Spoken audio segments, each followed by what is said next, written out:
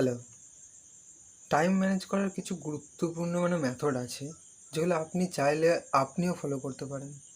Time management আমাদের লাইফে খুবই একটা গুরুত্বপূর্ণ জিনিস। মানে টাইম যেটা হচ্ছে টাকার থেকেও প্রয়োজনীয় জিনিস, যেটা বুঝে সুঝে খরচ করা দরকার। আমাদের মানুষের জীবনে সময়ের গুরুত্ব দেওয়া না, নিজের গুরুত্ব। সময় যে ভালোভাবে গুরুত্ব দিতে পারবে তার গুরুত্ব হচ্ছে সবথেকে বেশি।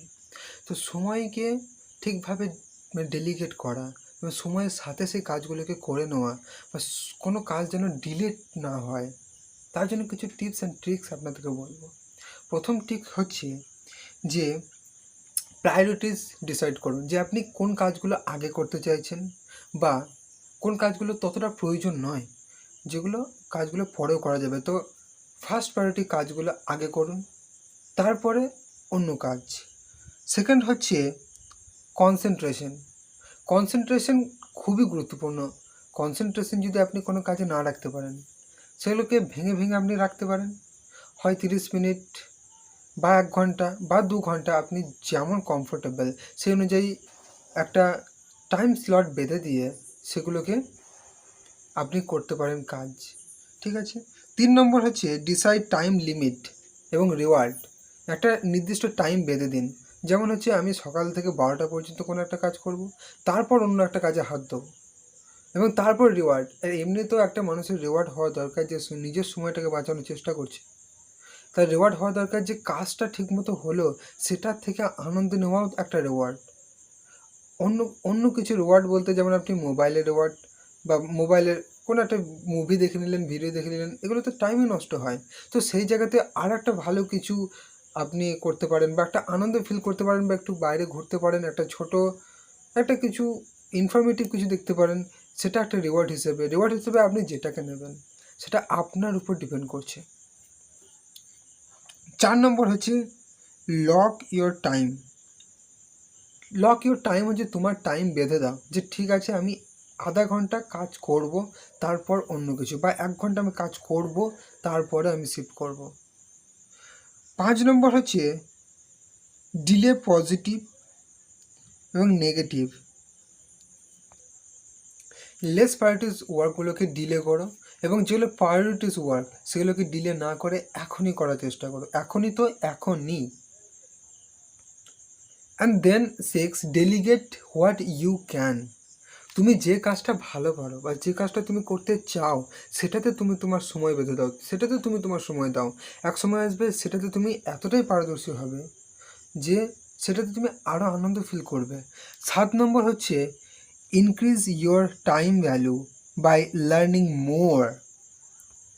এটা মানে হচ্ছে আপনি আপনার টাইমকে ভ্যালু দিন, এবং সেখানে নলেজেবল কিছু শিখুন, যেখানে আপনার নলেজ বাড়বে, যেটাতে আপনি নতুন কিছু শিখতে পারবেন।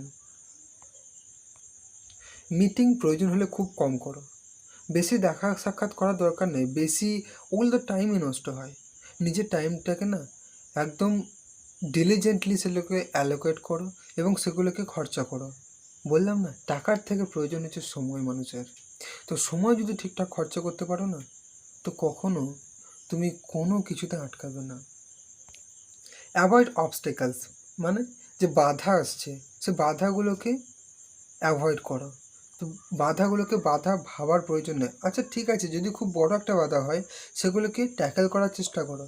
সেগুলো কিভাবে তুমি ট্যাকেল করতে পারবে, তার জন্য তোমাকে একটা রুটিন বা ফর্মুলা কিছু তোমাকে তৈরি করতে হবে, সেটা নিজেকে করতে হবে। যে সবার প্রবলেম তো একই নয়, প্রতিটা মানুষের প্রবলেম আলাদা আলাদা। তো তোমার কি প্রবলেম চলছে, বা তোমার কি সমস্যা, সেগুলোকে নিজে আইডেন্টিফাই করতে হবে। এছাড়াও তোমাকে ফোকাস করতে হবে যেগুলো রেজাল্ট ওরিয়েন্টেড, মানে যেখানে যে কাজটা করলে তুমি একটা ভালো পজিটিভ রিভিউ, বা তোমার কেরিয়ারে একটা অ্যাডভান্টেজেস পাবে, যেখানে তোমার কেরিয়ারে গ্রোথ আসবে, সেই সমস্ত কাজগুলোতে সময় দাও। অযথা তোমার সময়কে নষ্ট করো না। এছাড়া তুমি ব্যাচ ওয়ার্ক করতে পারো, যেখানে একই ধরনের কাজ একসাথে করতে পারো। সেগুলো তোমার এফিসিয়েন্সি বা এফেক্টিভ অনুযায়ী তুমি করতে পারো। তোমার যদি সামর্থ্য থাকে বা তুমি করতে পারো, সেগুলো তুমি নিশ্চয়ই করতে পারো। একই ধরনের কাজ বা সেম কাইন্ডের কাজগুলো তুমি করতেই পারো, এবং যে কাজগুলো করছো তার জন্য যে প্রয়োজনীয় জিনিস, সেগুলো তুমি সাথে রাখো, এবং প্রয়োজনীয় জিনিসেই একমাত্র সময় দাও এবং যেটা করছো তুমি সেটা ভালোভাবে করো। একটা কথাতে আছে যে whichever you will do your best, whichever I will do my best, you may say in your mind. Master of your phone but not boss. ফোনকে তুমি মাস্টার করো, তুমি ফোন থেকে কিছু শেখার চেষ্টা করো, কিন্তু তুমি ফোনকে তোমার বস হতে দিও না। ফোন যেন তোমাকে না চালায়, তুমি ফোনকে চালাও। ফোন যেন তোমার কাজে আসে, ফোনের কাজে তুমি নও। ফোন যেন তোমার জন্য কাজ করে, তুমি ফোনের জন্য নয়। যেমন হচ্ছে তুমি ইনস্টাগ্রাম বা ফেসবুক এই সমস্ত ফালতু কাজে যেন ইউজ না করো। সেখানে এমনিতেও ইনস্টাগ্রাম বা ফেসবুকে কিছু শেখার কিছু নেই। শিখতে গেলে তুমি ইউটিউবে ভালো কন্টেন্ট আছে, প্রচুর কন্টেন্ট আছে, তুমি তাদেরকে ফলো করো, তাদের কাছে শেখো। যদি তোমার অ্যাকচুয়ালি কোনো শেখার কিছু ইচ্ছা রয়েছে তো। আমি আগেও বলছি, আবার বলছি, তোমার টাইমকে মানে এফেক্টিভলি খরচ করো এবং পাঞ্চুয়াল হও। তোমার টাইমটাকে যে টাইমে যেটা করা সেটা সেই টাইমেই করবে, অন্য টাইম যেন না হয়। নিজের টাইমটাকে বেঁধে রাখো, নিজের টাইমটাকে এফেক্টিভলি ফোরাও। টাকার থেকে প্রয়োজন টাইম। এছাড়াও তোমার কাজকে তুমি সহজ করে নিতে পারো।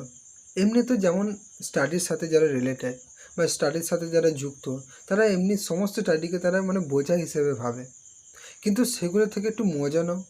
মজা পেলে না আরও পড়তে ভালো লাগবে। সেখানে শেখার ইচ্ছা, শেখার প্রবণতা বাড়াও। সেখানে আরও এফেক্টিভ করে তোলো, সেগুলোকে আরও ইজি করে তোলো, আরও মজার করে তোলো, যেন পড়তে ভালো লাগে। সেখান থেকে নলেজ, সেই নলেজটা হওয়ার পর তুমি যে জায়গায় যাবে সেগুলো ভাবো যে কি শিখতে পারি এখান থেকে, আর কি শিখছি আমি। এবং এর মাঝে নিজের ফ্যামিলি, হেলথ এবং ইনকামটাকেও কিন্তু তোমাদেরকে মাথায় রাখতে হবে। তোমরা পড়াশোনা করছো, সবাই স্টুডেন্ট, তুমিও স্টুডেন্ট, আমিও স্টুডেন্ট। আমি স্টুডেন্টদের হয়ে বেশিরভাগ বলছি। এমনি তো টাইম ম্যানেজমেন্ট যে কেউ করতে পারে, কিন্তু আমি স্টুডেন্ট হয়ে স্টুডেন্টদেরকে বেশি আমি সাপোর্ট করার চেষ্টা করছি। And learn to say no. যে কাজটা তোমার পছন্দ নয় বা যে কাজটা তোমার মনে হচ্ছে না যে এটা করা উচিত নয়, দেখবে তুমি তোমার ফ্রেন্ড সার্কেলের সাথে যখন যাবে তখন এমন কিছু কাজ যেগুলো তোমার করতে ইচ্ছা নেই তোমার করতে, কিন্তু সেগুলোকেও করতে হয়। কিন্তু তুমি তোমার জেদ বা তোমার সাথে থাকবে যে এটা আমার করা ততটা প্রয়োজন নেই বা এইগুলো আমার করা দরকার নেই। এগুলো এমন দেখবে অনেক কিছু লাগে বাচ্চা ছেলেদের মতো, কিন্তু করতে হয়। কারণ নিজের হয়তো সম্মান রক্ষার জন্য অনেকে করে, অথবা ভাবে যে ফ্রেন্ড সার্কেলের মধ্যে আছি, অনেকে কি ভাববে না বলবে, কে কি বলবে। তো সেগুলো মাথায় না রেখে না বলতে শেখো। প্রয়োজন হলে তোমার যেটা ভালো লাগবে না সেটা করবে না। তুমি তোমার টাকাকে এবং সময়কে তুমি তোমার মতো করে খরচ করো, কারণ তোমার গুরুত্ব একমাত্র তুমি বুঝবে, তাছাড়া কেউ তোমার গুরুত্ব বুঝবে না। তোমার মনের মধ্যে কী চলছে কেউ তোমাকে জিজ্ঞেস করবে না, এগুলো তোমাকেই জানতে হবে, তাছাড়া কেউ জানবে না। সবসময় পজিটিভ থিঙ্কিং এবং পজিটিভ অ্যাটিটিউড নিজের মধ্যে রাখতে হবে। যে কোনো জিনিসে হ্যাঁ পারবো বা করতে পারবো এরকম নিজের মধ্যে পজিটিভ অ্যাটিটিউড অবশ্যই রাখতে হবে কোনো কিছু সাকসেসের দিকে যেতে হলে। তোমার অ্যাটেনশন, তোমার ধ্যান, সেটাকেও কিন্তু বৃদ্ধি করতে হবে। তুমি কোনো কিছু পেতে চাইছো, তাতে তুমি মেডিটেশন করতে পারো, তোমার মাইন্ডকে শান্ত করে রাখতে পারো। তো ধ্যান বা কোনো জায়গাতে মনোযোগ নিজে কিন্তু রাখতে হবে। যে জায়গাতে মনোযোগ নেই, তোমার ভালো লাগবে না সেই কাজটা করতে। তো তোমাকে ধ্যান মনোযোগ সহকারে করতে হবে। তো তোমাদেরকে কিছু টিপস এবং ট্রিক বললাম, যেগুলো তুমি তোমার লাইফে সেগুলোকে ইমপ্লিমেন্ট করতে পারো, তোমার টাইমটাকে এফেক্টিভলি ম্যানেজ করতে পারো। তো এছাড়াও আমিও শিখছি, তোমরাও শেখো। হ্যাঁ, সময়ের সাথে এগিয়ে চলো, সময়ের পিছনে নয়। বুঝেছো? Thank you.